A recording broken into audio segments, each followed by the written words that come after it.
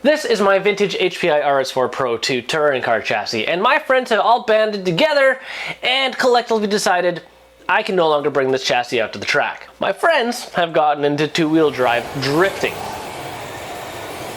And that's two-wheel drive RC drifting, to be more precise.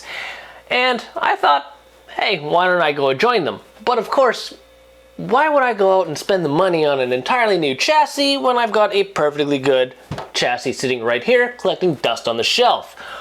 All I need to do is simply take out the front drivetrain, completely redesign the front end, 3D print all of the components to give myself that little bit of additional steering angle, relocate a few of the electronics, take an old Sylvia body and slap it on there, and then head out to the track and absolutely dominate the competition. At least that's how it played out in my head.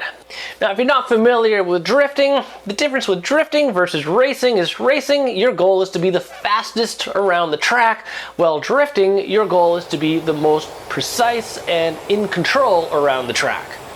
You're not looking to take off in front of the field or lap everybody.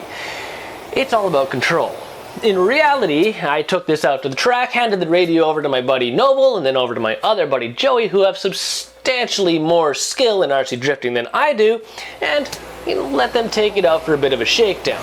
Well, it basically lapped the entire field and was on the verge of crashing at all points in time. Hence, they don't want me to bring this chassis back out, and have told me I need to go out and pick up a proper chassis. So, we're going to put my HPI off to the side for now, because I'm not ready to give up on it yet.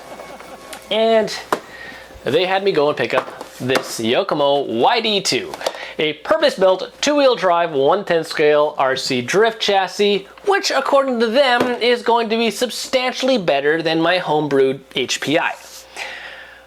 I'm not fully convinced, because it's just a chassis. How much difference can it make? But I guess the only way to find out is to get this thing out of the box and get it assembled, so that's what we're going to do today.